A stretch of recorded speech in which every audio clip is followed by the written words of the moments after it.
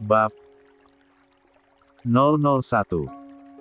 Jam menunjukkan pukul 8 pagi saat Elena sudah berdiri tepat di depan toko Beauty dan Me, tempatnya bekerja. Sudah 2 tahun ia bekerja di tempat ini sejak ia lulus sekolah menengah atas.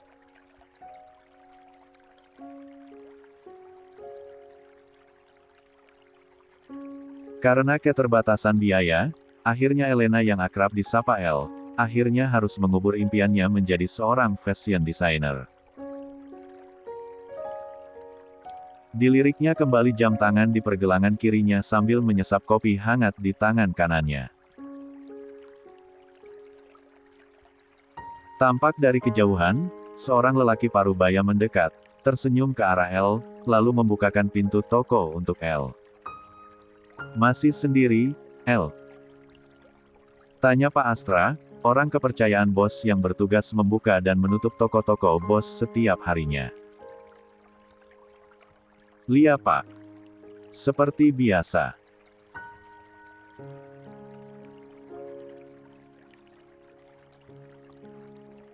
El tersenyum sambil bergegas masuk ke dalam toko. Setelahnya, ia kembali menutup setengah pintu toko sebelum meletakkan tasnya di loker yang ada di gudang.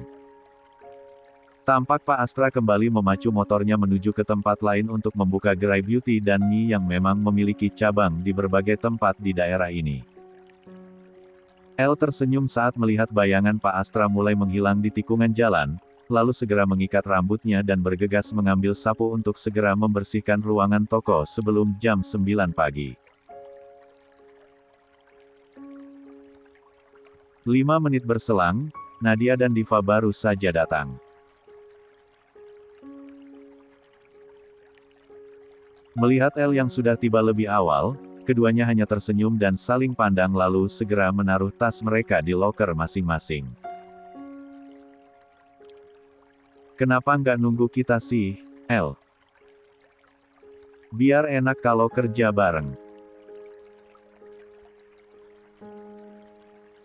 tegur Nadia yang sudah bergabung dengan El menyapu lantai.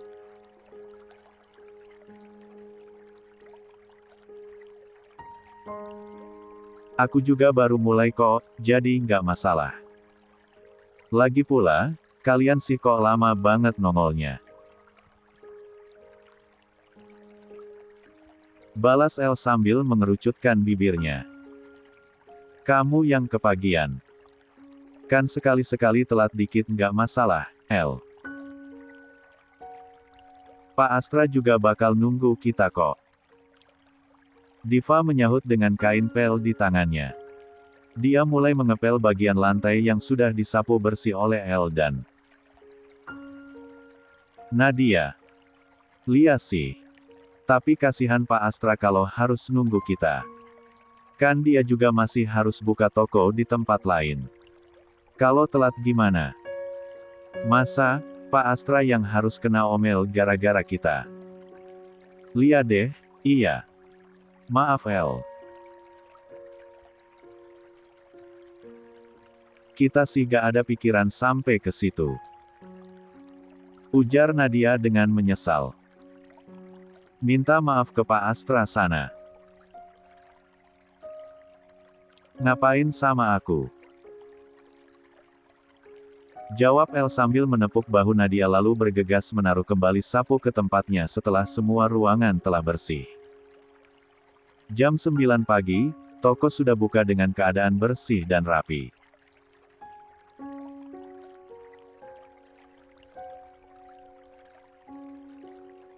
Pak Gunawan, manajer El sudah tiba sekitar 15 menit yang lalu.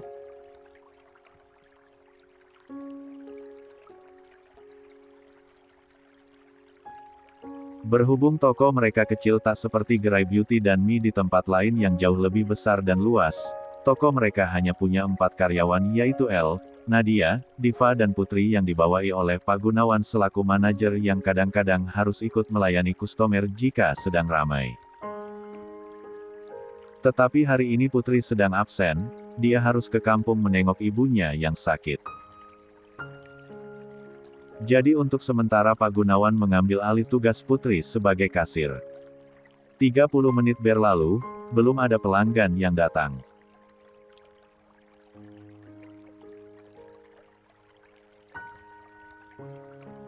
Alhasil, 3 gadis muda itu sibuk bergosip tentang bias mereka. 2. Yakni BTS. Entah mengapa ketiganya bisa sangat betah membicarakan idol K-pop tanpa kenal lelah.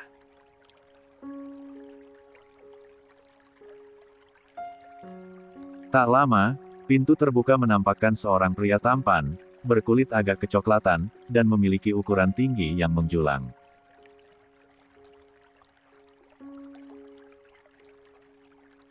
Di sampingnya, seorang gadis cantik, berkulit putih dan dada agak berisi dari ukuran wanita biasanya tengah menggamit tangan pria itu dengan erat. Diva segera berdiri.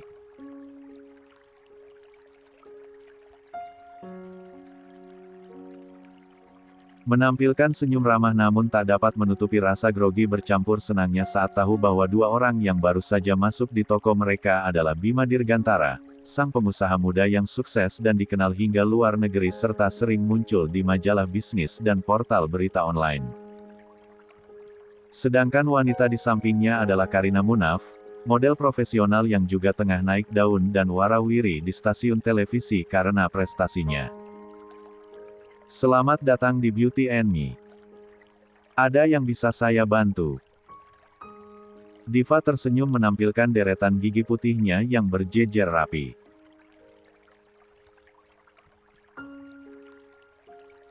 Tanyakan kepada pacar saya saja dia butuh apa. Ucap Bima dengan dingin. Baik Pak. Maaf Mbak Karina butuh apa? Nanti biar saya bantu pilihkan. Nggak usah dekat-dekat saya. Saya bisa cari sendiri.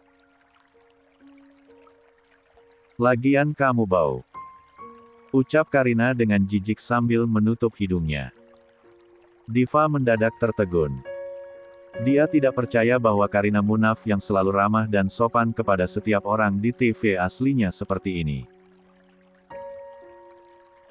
Sementara El mulai menggerutupkan rahangnya, berusaha menahan emosinya.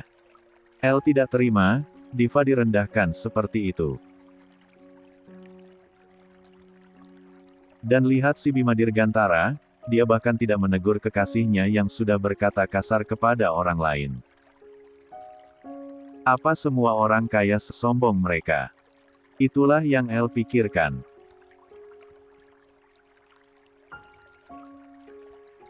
Lama melihat-lihat, mencoba ini dan itu akhirnya Karina menjatuhkan pilihannya pada lipstik merek Ca Smell berwarna nude dan blush on berwarna coral dengan merek yang sama. Biar saya bungkus, Mbak. Diva segera mengambil barang yang di tangan Karina. Ih, jangan pegang-pegang. Udah saya bilang kamu bau. Nanti kalau kulit saya gatal-gatal kamu mau tanggung jawab. Ucap Karina sarkas. Maaf Mbak. Diva segera meminta maaf dengan wajah menunduk. Tangannya yang tadi terulur hendak mengambil belanjaan Karina kembali disembunyikan di balik punggung. El sudah tidak tahan. Gadis itu paling tidak suka jika ada orang yang merendahkan orang lain.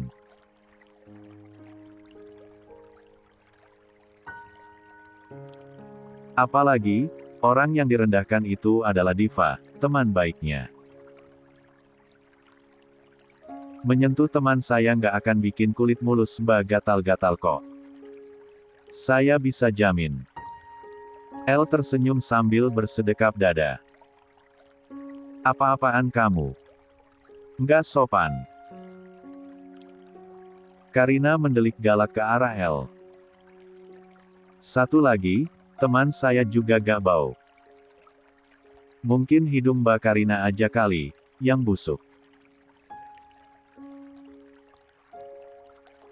Bisa jadi upilnya nggak dikorek sebulan, tuh. Balas El dengan senyum miringnya. Percayalah, siapapun tidak akan ada yang menang jika menantang El berdebat. Sejak TK, dia selalu menjadi pemenang dalam perdebatan apapun. Bahkan, dia membawa sekolahnya menjadi juara dalam lomba debat tingkat.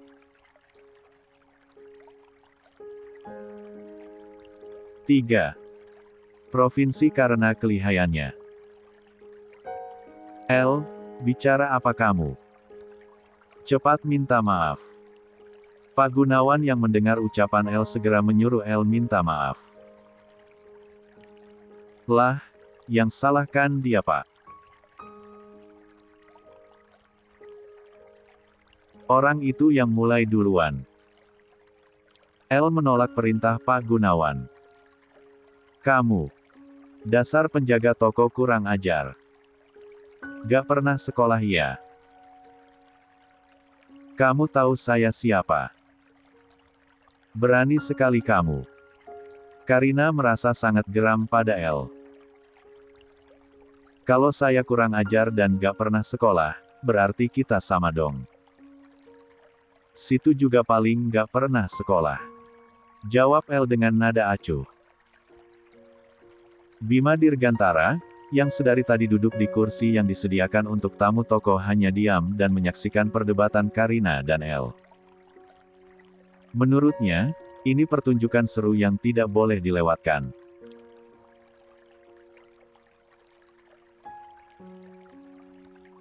Lelaki berusia 29 tahun itu, tersenyum kecil saat melihat El yang selalu saja bisa menyudutkan Karina. Heh, penjaga toko, saya ini lulusan S2 tahu. Kamu kira saya selevel sama kamu? Paling mentok juga kamu cuma sampai SMA, ucap Karina merendahkan El. Namun bukan El namanya jika gadis itu tidak bisa membalas. S2. Yakin? Tanya El menantang. Tentu saja. Saya ini berpendidikan dan berkelas. Kamu tahu kan, saya ini model terkenal. Jawab Karina sombong. Mana ada lulusan S2 omongannya kayak sampah daur ulang. Yang saya tahu, orang berpendidikan itu, bicaranya baik, sopan, lembut. Lah, Mbak gak ada sama sekali sopan-sopannya. Dan satu lagi Mbak, saya gak kenal Mbak siapa. Jarang muncul di TV kali. Ujar El membalas. 2. Kamu sendiri, omonganmu kayak sampah. Pakai acara hina-hina saya lagi. Siapa bilang saya gak terkenal? Sudah, El. Hentikan sekarang. Pak Gunawan berusaha melerai dan menarik El untuk masuk ke dalam. Namun El justru menepis tangan Pak Gunawan. Nadia dan Diva berdiri di pojokan, saling berpegangan tangan dan hanya menonton ketakutan. Saya memang cuma lulusan SMA Mbak, jadi wajar omongan saya sampah semua. Nggak kayak Mbak, ngakunya S2 tapi nyatanya kaleng-kaleng doang. Karina benar-benar sudah tidak tahan. Dan dengan cepat dia melayangkan tangannya hendak menamparkan El. Namun, belum sempat tamparannya mendarat, tangannya tercegat di udara. Dia segera menoleh, ingin melihat orang mana yang sudah menghentikan niatnya.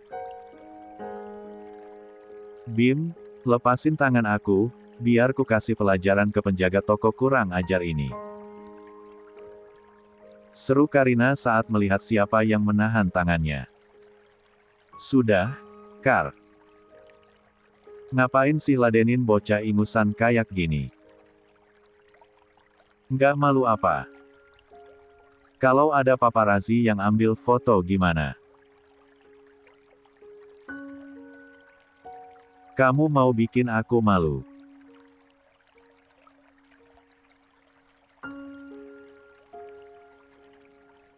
Ucap Bima dengan suara rendah tanpa melepas tangan Karina. Karina menatap L dengan penuh amarah. Namun seketika, dirinya melunak. Dia menerima saran dari Bima. 4. Bagaimana bisa dia lupa bahwa dia kemari bersama Bima? Setelah susah payah dia menarik perhatian miliuner muda itu hingga akhirnya mau berkencan dengannya, justru dia memperlihatkan sisi buruknya kepada Bima. Demi memperbaiki image-nya kembali di mata Bima, dia berakting kembali lembut dan menjadi gadis yang anggun.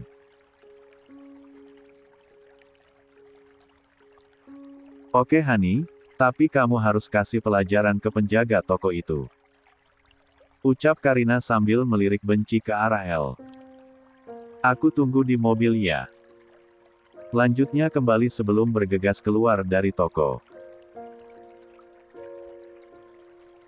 Setelah Karina keluar, Bima menatap dingin ke arah semua karyawan dan Pak Gunawan juga, tentunya. Maafkan kelakuan pegawai saya, Pak Bima. Saya harap Bapak tidak terlalu mengambil hati yang barusan L lakukan. Pak Gunawan segera memohon maaf dengan sopan kepada Bima. Bagaimana bisa toko seperti ini, punya pegawai barbar yang tidak tahu cara menghargai pelanggan? Bukankah tamu adalah raja? Ucapan Bima terdengar dingin dan menusuk. Pak Gunawan yang sudah gugup dari tadi hanya bisa menelan ludahnya kasar. Sedangkan Nadia dan Diva masih berdiri tegang di pojokan. Maafkan saya Pak Bima. Saya akan mendidik pegawai saya lebih keras lagi setelah ini. Saya pastikan hal ini tidak akan terulang lagi. Pak Gunawan berkata dengan suara gemetar. Daripada dididik lebih keras, bukankah lebih bagus jika diganti saja? Tapi Pak, Elena anak yang rajin, saya tidak bisa memecat dia sembarangan. Ini baru kesalahan pertamanya selama 2 tahun bekerja. Ucap Pak Gunawan terkesiap. Kesalahan pertama, berarti akan ada yang kedua bukan? Saya tidak mau ambil resiko, tegas Bima. Jika Anda tidak mau mengganti pegawai Anda, berarti manajer tempat ini yang harus diganti bukan? Biarkan saya bicara dengan Merliem. Saya rasa dia tidak akan menolak permintaan saya. Lanjutnya dengan nada mengancam. 2. Jangan Pak Bima. Saya masih punya keluarga. Kasihan istri dan anak saya kalau saya dipecat, Pak. Anda tidak bisa seenaknya mengancam orang lain, Pak Bima Dirgantara.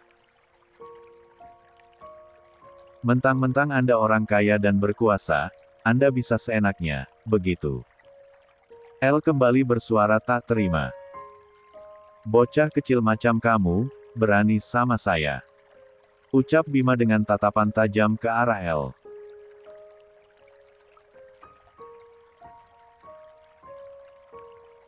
Saya tidak salah, jadi buat apa saya takut? L balik menatap Bima dengan jauh lebih tajam. Bima tertawa. Kamu akan lihat bagaimana manajer kamu yang sok pahlawan ini, jadi pengangguran dalam waktu 5 menit. Ucap Bima sambil menunjuk Pak Gunawan seraya mengutak-atik handphonenya mencari nama Merliem pemilik Beauty and Me. Pak Gunawan mulai menangis. Selalu berucap memohon namun tidak ditanggapi oleh Bima. Jangan pecat Pak Gunawan. Biar saya yang berhenti. Teriak L dengan tangan terkepal.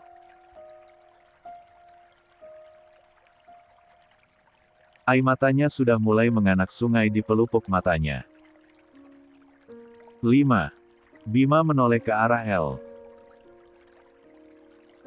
mematikan teleponnya dan menaruh kembali benda itu ke dalam saku jasnya. Good. Keputusan yang bagus. Sekarang keluar dari sini. Ucap Bima dengan berkacak pinggang. Sekarang? Tanya El. Ya. Bima mengangguk.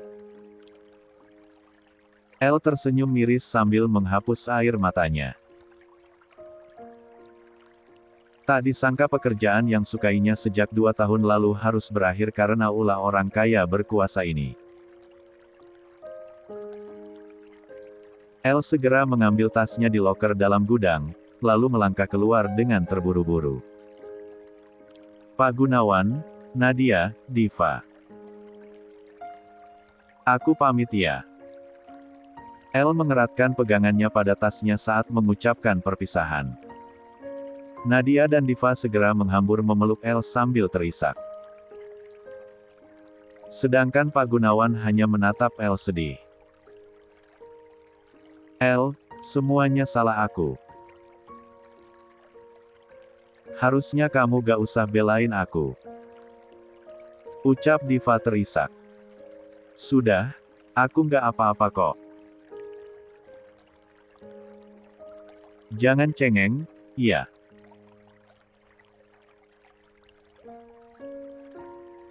Maaf El, aku gak bantu kamu. Seru Nadia yang juga masih memeluk erat El. Justru bagus kamu gak ikutan, Nat. Aku gak mau kamu juga jadi korban penyalahgunaan kekuasaan manusia macam mereka. Ucap El sambil melepas pelukan Nadia dan Diva. Apa kamu bilang? Tanya Bima kesal. Bagaimana bisa gadis yang sudah dia buat kehilangan pekerjaannya ternyata masih bisa melawan? Bukan urusan Anda, Pak Bima yang terhormat. Tukas El tepat di depan wajah Bima. Saya pamit, Pak Gun. Lanjut El sambil menyalami Pak Gunawan lalu memandang Bima sejenak sebelum melangkah keluar dari toko. 6. 2. El, maafkan aku.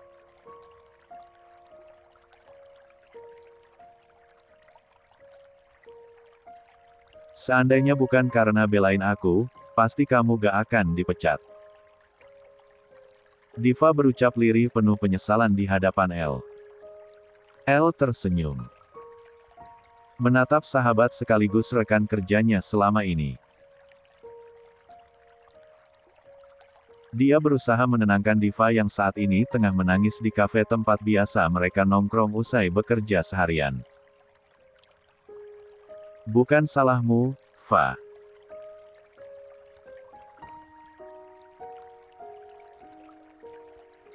Dan lagi, sekarang sudah 2 minggu lewat sejak kejadian itu. Toh, aku sudah mulai lupa karena sekarang aku udah dapat kerjaan baru. Jadi sekarang kamu udah dapat kerja lagi, El. Nadia ikut membuka suara. Sudah. Makanya kalian gak usah khawatirin aku lagi. Aku baik-baik aja kok sekarang. Ucap El menenangkan kedua sahabatnya. Kami cuma khawatir sama kamu, El. Karena kami juga tahu, kalau kerjaan ini penting buat kamu karena harus bayar biaya rumah sakit Elio. Pungkas Nadia kembali sambil menyandarkan punggungnya di sandaran kursi. El kembali tersenyum. Jujur, dia merasa terharu. Semenjak ayah dan ibunya meninggal dalam kecelakaan 4 tahun lalu, Elio adalah keluarga satu-satunya yang Elena miliki. Namun, dalam kecelakaan yang menewaskan kedua orang tuanya itu, Elio yang tak lain adalah saudara kembar Elena harus koma di rumah sakit. Tabungan yang ditinggalkan orang tuanya sudah hampir habis demi biaya pengobatan Elio yang entah kapan akan terbangun.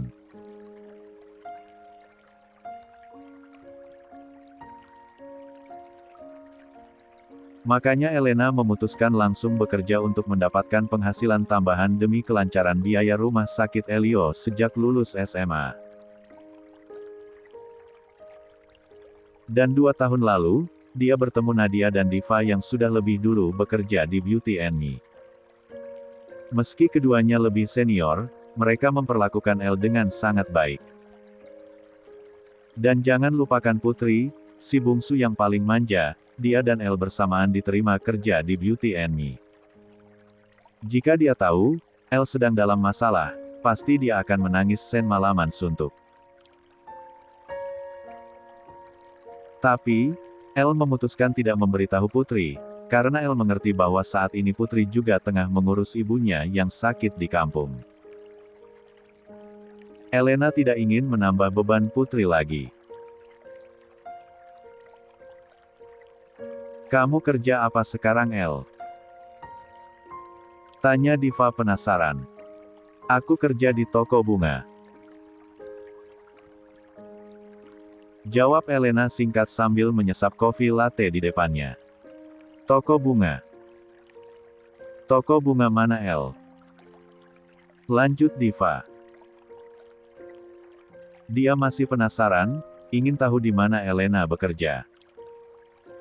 Toko bunga Adelis. Yang di Jalan XX itu. Jawab Elena. Wow, Elle.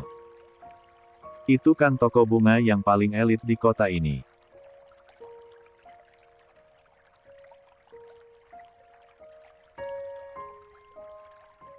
Setahu aku, yang sanggup beli bunga di situ cuma orang-orang kaya aja loh. Aku nggak ngangka kamu diterima di sana. Nadia berseru senang dengan mata berbinar. Lia, Elle. Aku juga. Kok bisa sih? Diva pun terlihat turut senang. Ya, aku juga bingung sih. Kalian tahu kan, sejak kejadian itu, aku gak bisa dapat kerja di mana-mana gara-gara si Bima Dirgantara itu. Tapi pas lihat di Adelis ada lowongan, ya udah aku nekat coba. Dan ternyata tembus. Terang Elena panjang lebar. Apa pemilik Adelis gak tahu gimana bahayanya Bima Dirgantara kali ya? Ucap Nadia sambil mengelus dagunya dengan jari telunjuk. 7. Atau dia memang gak ken siapa itu Bima Dirgantara. Lanjutnya lagi. Sudah, Nat. Itu gak penting. Yang penting sekarang, asal El dapat kerjaan itu udah syukur. Lia kan, El? Tanya Diva. El mengangguk. Yap. 100. Jawab Elena sambil mengacungkan jempolnya pada Diva. Sudah sekitar sebulan Elena bekerja di toko bunga Adelis.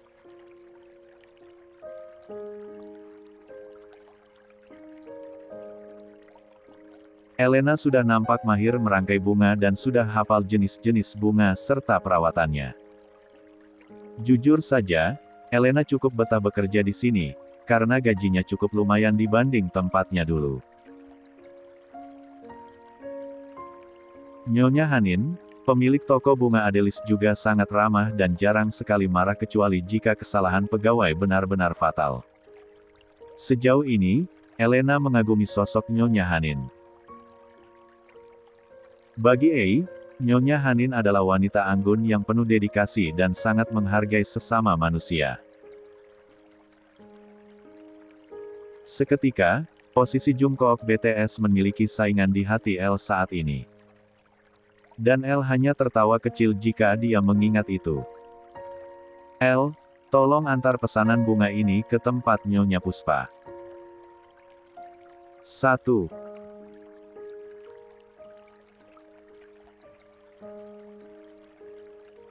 Suara Nyonya Hanin terdengar dari luar saat El sedang menyiram sekelompok mawar di dalam tempat penyimpanan khusus.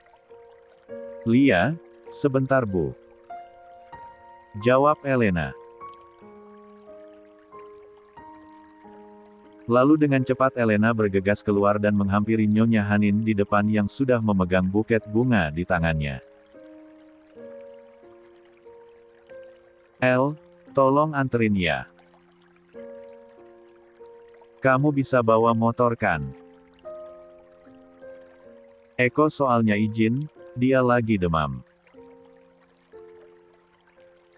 ucap Nyonya Hanin sambil menyerahkan buket bunga di tangannya kepada Elena. "Lia Bu, bisa. Biar El aja yang anter." Elena segera menerima buket bunga yang diberikan oleh Nyonya Hanin. "Mau diantar kemana Bu? Alamatnya mana?" tanya El kemudian. "Oh iya, Ibu lupa." Nyonya Hanin menepuk jidatnya sambil tertawa kecil. Dia kemudian melangkah ke arah mejanya lalu mengambil kertas kecil di dalam laci. "Nih alamatnya. Maklum El bukan sudah berumur." Lanjut Nyonya Hanin tersenyum. "El Bu masih kelihatan awet muda kok." Gombal Elena setelah meraih kertas kecil yang disodorkan Nyonya Hanin. "Udah sana antar bunganya. Jangan godain Ibu terus," perintah Nyonya Hanin sambil mendorong pelan bahu Elena. "Lia, ini juga udah mau jalan kok. Permisi dulu ya Bu," ucap Elena sambil melambaikan tangan dan menaiki motor untuk mengantar bunga ke alamat yang Nyonya Hanin berikan. Elena melirik alamat yang tertulis di kertas kecil itu, lalu mencocokkan dengan alamat yang tertera di pagar rumah yang bagi El terlihat seperti istana di hadapannya sekarang ini. 8. Bener kok. Kayaknya ini deh alamatnya. El sedikit bergumam sebelum memencet bel yang tertempel di pagar. Tak berselang lama, seorang security muncul, membuka pagar samping yang lebih kecil lalu memperhatikan Elena. "Mohon maaf, ada keperluan apa Mbak?" tanya security itu. "Ini Pak, saya mau antar pesanan bunga punya Nyonya Puspa," jawab Elena sopan, sambil memperlihatkan buket bunga yang dibawanya. "Oh, dari Adelisia?" tanya security itu lagi. "Lia Pak," jawab El kembali. "Silahkan masuk. Biar saya antar ketemu Nyonya," ucap security itu ramah. Elena mengangguk lalu mengikuti security yang bernama Pak Ardi itu dari belakang. Jangan tanya apa El sudah kenalan atau belum sehingga bisa tahu namanya. Cukup, melihat nama di seragam Bapak itu, Elena sudah bisa tahu tanpa perlu berkenalan. "Maaf ya, tadi Bapak banyak tanya. Soalnya biasa si Eko yang antar bunga ke sini," ujar Pak Ardi di tengah perjalanan. Perkataan Pak Ardi membuat El segera tersadar bahwa dari tadi mereka berjalan masuk ke rumah ini, tetapi belum tahu ujungnya ada di mana. Rumah ini terlalu luas untuk disebut rumah. Bagi El, ini adalah istana.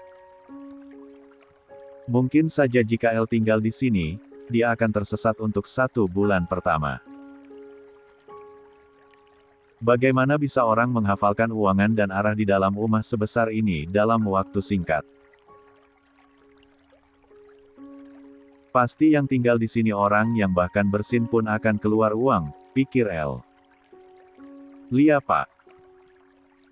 Mas Eko lagi sakit, jadi Nyonya Hanin minta saya yang antar," jawab El sekenanya.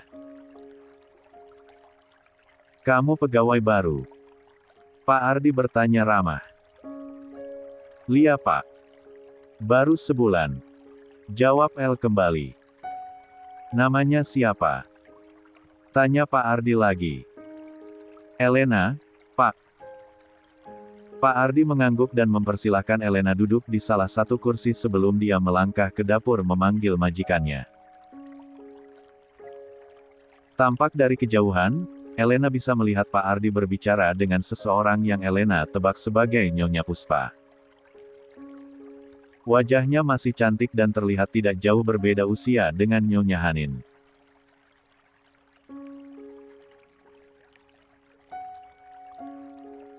Ei tersenyum saat tahu, Nyonya Puspa sedang membuat kue yang kelihatannya gagal. Terlihat dari tempatnya duduk sekarang, dia bisa melihat Nyonya Puspa mengeluarkan nampan dari oven yang sudah berasap putih.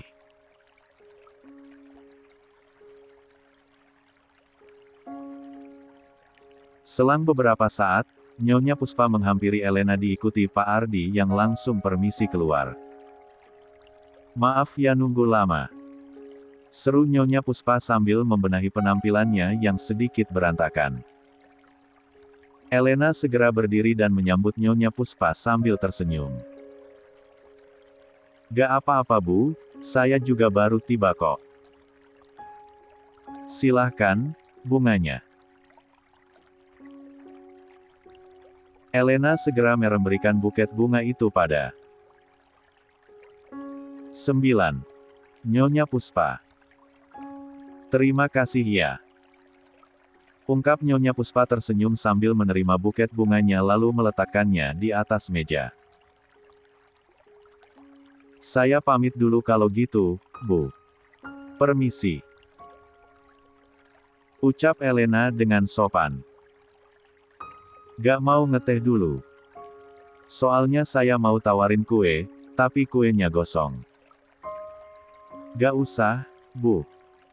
Terima kasih banyak tawarannya, tapi di toko lagi kekurangan orang. Saya takut yang lain pada kewalahan. Ya sudah kalau gitu. Sekali lagi, terima kasih ya. Elena segera berjalan keluar dengan terburu-buru. Dia lupa, tadi kunci motor masih menancap di tempatnya sebelum dia masuk. Elena khawatir kalau motor itu hilang. Apalagi, dia parkir di depan gerbang, bukan di dalam pekarangan rumah. Semoga motornya gak kenapa-napa Tuhan. Elena berkata pelan dengan nada gusar. Saat sudah di depan pintu keluar, Elena bertabrakan dengan seorang lelaki bertubuh jangkung yang sontak membuat Elena jatuh. Lelaki itu mendengus kesal dan bersiap memaki orang yang menghalangi jalannya. Punya mata nggak sih? Sudah bosan kerja ya kamu?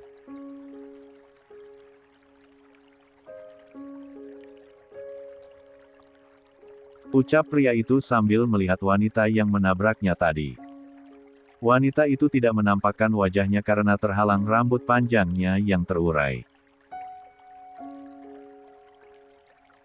Namun, saat wanita yang hanya setinggi dadanya itu berdiri dan mendongak menatapnya, matanya seketika membola.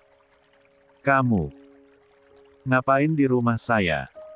Seru Bima Dirgantara kesal bercampur kaget. Ya, pria itu Bima Dirgantara, lelaki yang paling tidak ingin ditemui Elena lagi. Namun sepertinya Tuhan masih ingin memanjangkan ikatan kebencian antara dia dan pria itu. Dari sekian banyak orang kaya di Indonesia, kenapa harus rumah Bima yang dimasukinya? Saya cuma ngantar bunga. Jawab Elena malas. Udah minggit, saya mau pulang. Sambung El sambil mendorong tubuh Bima yang menghalangi pintu keluar. Heh, bocah. Bisa sopan sedikit nggak sama yang lebih tua? Bima rasanya sangat ingin menggigit tulang-tulang bocah itu saking kesalnya. Saya tidak perlu bersikap sopan kepada manusia tunasusila seperti Anda. Apa kami bilang? Bima tidak percaya pada pendengarannya sendiri. Saya bilang, saya nggak perlu bicara sama manusia tunasusila seperti Anda. Ucap Elena penuh penekanan di beberapa kata. Bima merasa tidak percaya. Dirinya tertawa hambar sambil menggeleng tak percaya. Bagaimana bisa, harimau kecil yang sudah dia cabut taringnya masih bisa menggigit. Bahkan jauh lebih sakit dari sebelumnya. Bima sudah menyuruh semua pelaku bisnis di kota ini untuk tidak menerima pelamar kerja bernama Elena Anastasia. Tapi bagaimana bisa, gadis ini masih mendapat pekerjaan. Siapa orang yang berani menantangnya di kota ini? 10. Heh bocah. Siapa yang berani kasih kerjaan ke kamu? Bima menarik tangan El dengan kasar agar mendekat padanya. Bukan urusan Anda, Pak. El berusaha melepas cengkraman tangan Bima namun sia-sia. Ayo jawab. Bima masih memaksa dan El masih bertahan tidak ingin memberitahu siapa nama bosnya sekarang. Loh, ini kenapa? Tiba-tiba suara Nyonya Puspa terdengar di belakang Elena. Bima yang kaget langsung melepas tangannya dari Elena. Elena pun segera berbalik menghadap Nyonya Puspa dengan wajah sedikit pias. Mama kenal sama bocah ini. Tanya Bima sambil melirik Elena yang berdiri di sampingnya.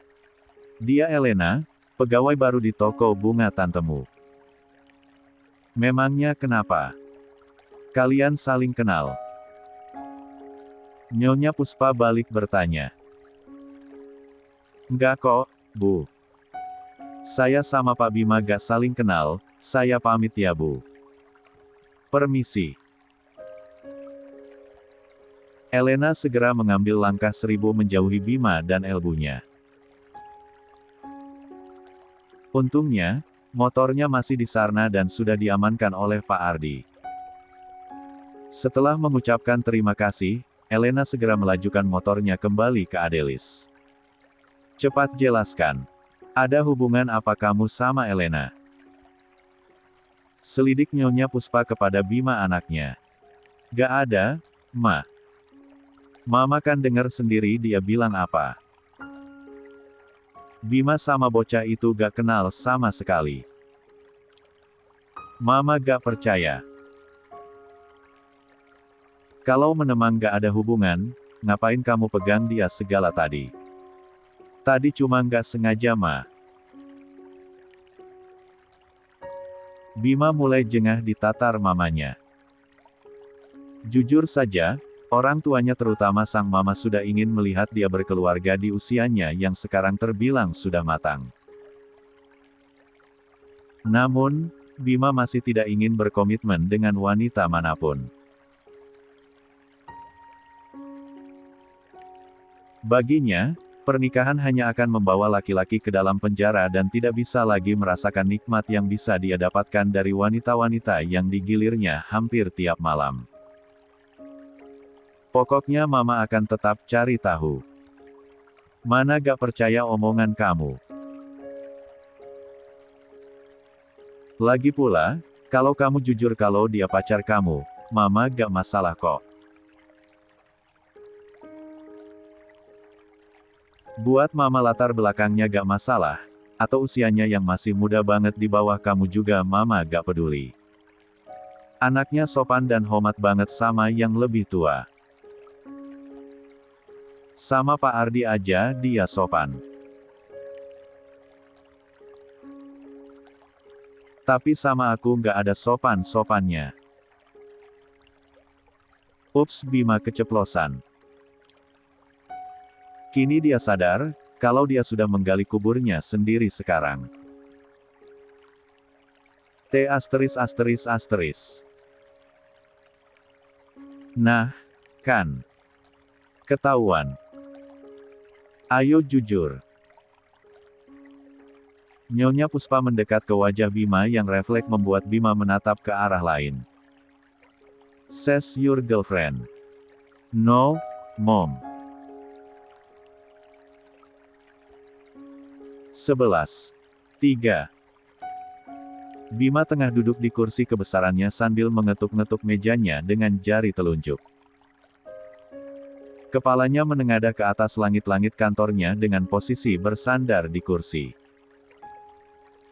Kepalanya terisi pening meski bukan karena pekerjaan. Kata-kata kedua orang tuanya semalam membuat dia benar-benar kepikiran. Bim, jika dalam jangka sebulan kau masih belum mengenalkan calon istrimu pada kami, maka dengan senang hati papa akan memberikan posisimu pada Andra, yang benar saja. Bagaimana mungkin ayahnya dengan gampangnya mau menyerahkan posisi Bima kepada Andra yang notabene-nya hanya keponakan saja. Perkataan ayahnya benar-benar membuat Bima kebingungan. Di mana dia akan mendapatkan calon istri secepat itu? Well, jika Bima ingin, sebenarnya banyak wanita yang bisa dia perkenalkan sebagai calon istrinya. Namun sayangnya, kualifikasi kedua orang tuanya sangatlah berbeda dari kebanyakan orang tua konglomerat yang lain. Jika orang tua teman-temannya hanya melihat dari latar belakang keluarga, pendidikan dan aset kekayaan seorang wanita yang akan dijadikan calon mantu, berbeda hal dengan orang tua Bima. Masa bodoh bibit, bebeit dan bobotnya. Bagi orang tua Bima, itu tidak masalah. Selama dia dari keluarga baik-baik itu saja cukup. Persetan dengan kekayaan. Toh, harta mereka juga tidak akan habis 7 turunan. Pertama, syarat dari sang ibu, dia menginginkan menantu yang jago masak, cekatan di dapur, bisa mengerjakan pekerjaan rumah dengan telaten dan harus punya sopan santun kepada yang lebih tua meski apapun pekerjaan orang itu. Lalu, kenapa ibunya tidak sekalian menikahkan dia dengan salah satu pembantu di rumahnya saja? Kedua, syarat dari ayahnya, calon menantunya harus pintar berkebun, bisa memancing dan wajib hobi bola. Kenapa ayah Bima tidak menikahkan Bima dengan Pak Ardi saja? Karena hanya Pak Ardi yang bisa meladeni hobi ayahnya. Itu semuanya membuat kepala Bima terasa berputar. Dia memijit pangkal hidungnya sambil berpikir, di mana ada gadis yang sesuai dengan permintaan orang tuanya itu. Hingga ketukan pintu kantornya membuat Bima tersadar. Tak lama, muncullah seorang wanita berusia kisaran 26 tahun dengan wajah sedikit pias. Dia Okta, sekretaris Bima. Maaf Pak mengganggu.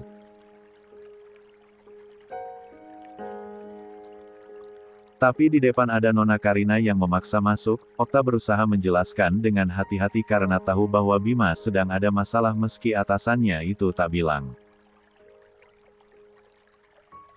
2 tahun bekerja sebagai sekretaris seorang Bima Dirgantara, membuat Okta sudah hafal betul ekspresi wajah dari bos tampannya yang dingin itu. Bima mendengus kesal. Lagi-lagi wanita biang onar itu. Suruh dia masuk. Baik, Pak. Okta buru-buru keluar lalu menutup pintu saat Karina sudah masuk ke dalam ruangan Bima. Beb, I miss you. Karina segera duduk di pangkuan Bima sambil berusaha mengecup bibir pria itu. Dadanya sengaja ia tempelkan ke dada Bima, berusaha membangkitkan hasrat dari pengusaha muda itu. Cukup, Karina.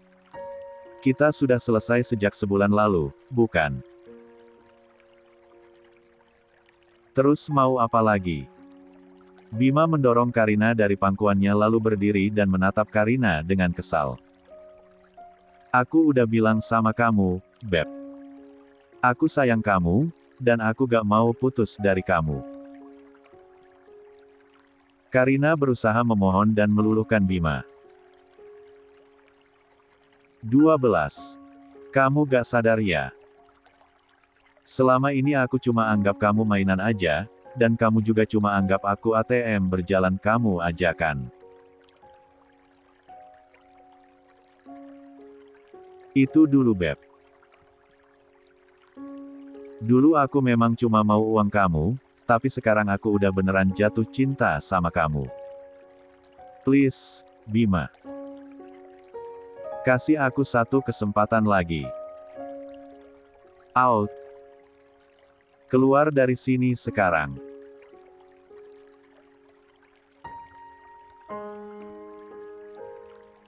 Bima membentak Karina dengan keras hingga wanita itu merasa tak percaya dan langsung berlari keluar sambil membekap mulutnya. Bima kembali duduk di kursinya.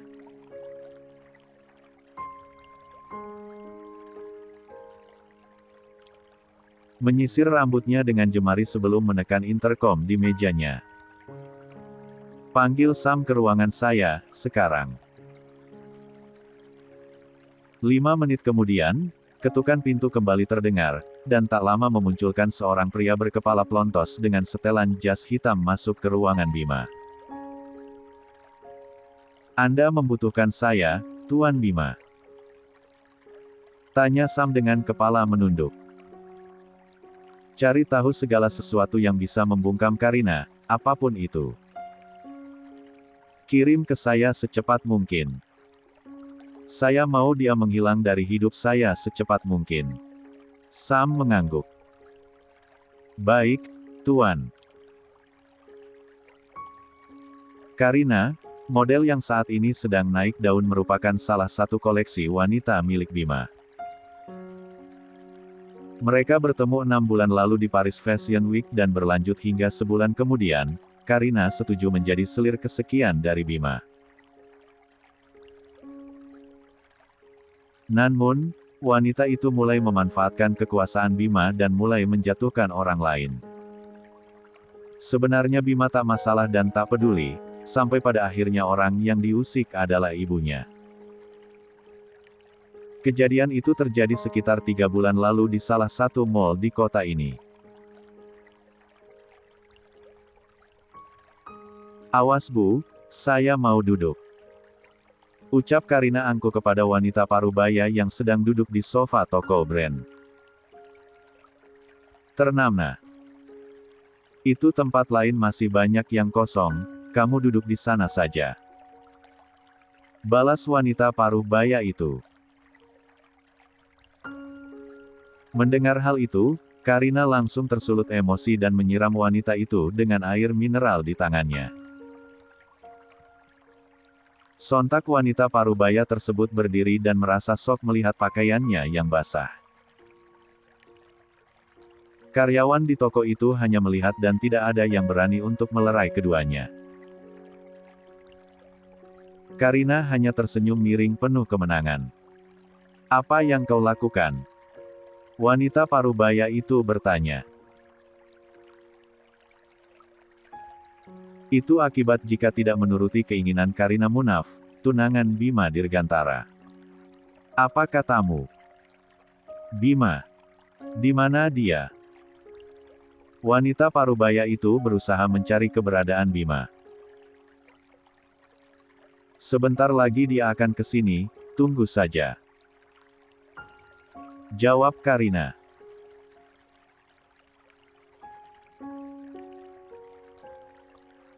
Lalu, tak lama yang ditunggu akhirnya datang juga.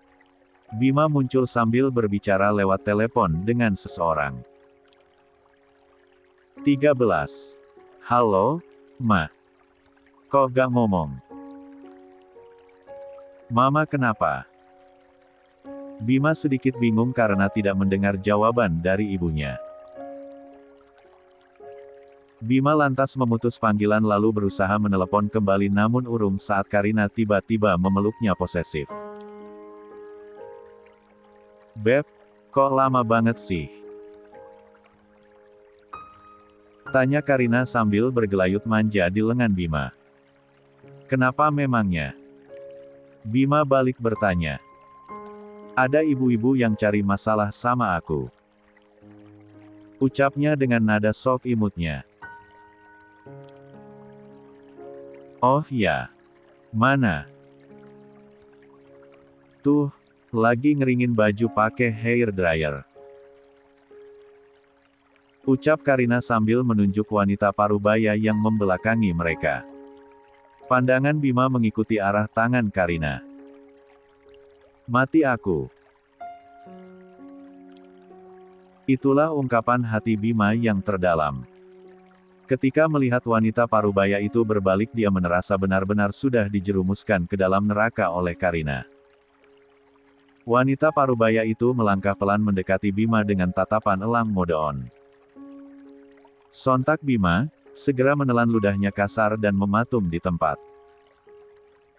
Halo, Bima Dirgantara. Wanita parubaya itu menyapa dengan ramah yang terdengar di telinga Bima seperti panggilan malaikat maut. Jangan cari muka di depan tunanganku, ibu tua. Karina membentak wanita parubaya tersebut yang membuat Bima naik pitam. Jaga bicaramu, Karina. Bima mengingatkan. Tunangan. Sejak kapan? Wanita parubaya itu bertanya lagi. Jangan sok ikut campur urusan orang, Karina kembali membentak. Nak, sejak kapan kau tunangan dan tidak mengundang ibu tuamu ini? Tanya wanita itu lagi. Dahi Bima mulai berkeringat. Jantungnya berdetak semakin cepat. Jika seperti ini, dia sudah tahu bahwa dia akan berada dalam masalah besar sekarang. Mama jangan percaya omongan Karina, Ma. Bima segera melepas rangkulan Karina di lengannya lalu segera merangkul wanita parubaya itu yang tak lain adalah ibunya. Bima sama Karina gak ada apa-apa kok. Bim, kamu kok gitu sih? Karina kaget karena Bima tak mengakuinya di depan wanita tua itu. Ini ibuku, tahu. Bima mendelik kesal. Apa? Ibu kamu? Karina sok setengah mati. Rasanya jantung Karina berhenti berdetak.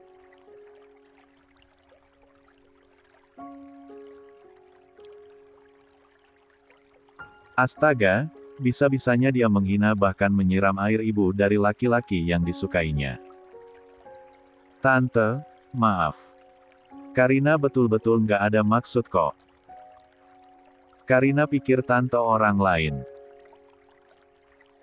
Karina berusaha membujuk Nyonya Puspa namun sepertinya tidak berhasil.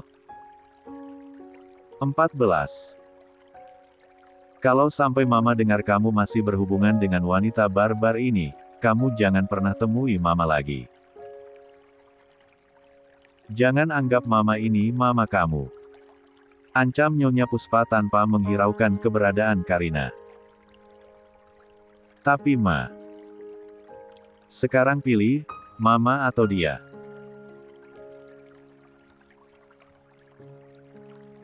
Nyonya Puspa kembali bersuara. Ya, Mama lah. Ya sudah, kita pulang sekarang. Nah, kan. Tepat sesuai dugaan Bima. Dia tahu endingnya akan seburuk ini. Dan untuk sekarang, memenuhi perintah sang ibu adalah kewajiban yang harus dilaksanakan. Pulang naik taksi aja. Ucap Bima singkat lalu menyerahkan 6 lembar uang 100 ribuan ke tangan Karina. Lalu Bima segera menyusul sang ibu untuk pulang bersama, meninggalkan Karina yang kini sedang merutuki kebodohannya. Bagaimana bisa wanita itu ibunya Bima? Dari sekian banyak lautan manusia di mall ini, kenapa dia harus dipertemukan dengan Ibu Bima dalam sikon seperti ini? Musnah sudah harapan Karina menjadi Nyonya Bima Dirgantara. Itulah yang hati Bima ucapkan saat dia dan mamanya sudah dalam perjalanan pulang. Karina, blacklist. 15. 4. Hari ini hari Jumat. Elena mengambil cuti untuk mengunjungi Elio di rumah sakit. Dengan langkah yang ceria, Elena menyapa para suster yang ditemuinya sepanjang lorong menuju ke kamar rawat Elio. Sudah 4 tahun, El selalu menginjakkan kaki di rumah sakit ini, semenjak Elio dinyatakan koma dan belum ada tanda-tanda akan terbangun sampai sekarang. Kadang Elena berpikir, jika tabungan peninggalan orang tuanya habis, apakah dia masih mampu membiayai perawatan Elio? Elena masuk ke dalam kamar rawat Elio, meletakkan tasnya di meja lalu menarik satu buah kursi ke dekat ranjang tempat Elio terbaring. Selamat pagi, Broter. Gimana kabar kamu? Maaf ya, baru bisa jenguk sekarang. Soalnya aku baru mulai kerja lagi, jadi masih harus banyak belajar di tempat yang baru. Kamu gak kesepian kan? Ada banyak suster cantik kok di sini. Kamu pasti betah dirawat sama mereka, Jia kan?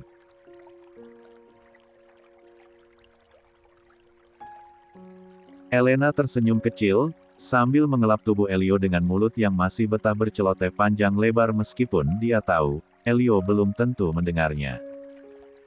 Oh ya Elio, tadi aku beli roti kesukaan kamu loh. Cuma aku makan sendiri sih, soalnya kamu gak mau bangun-bangun. Emangnya enak ya tidur terus? Badan kamu gak pegel apa?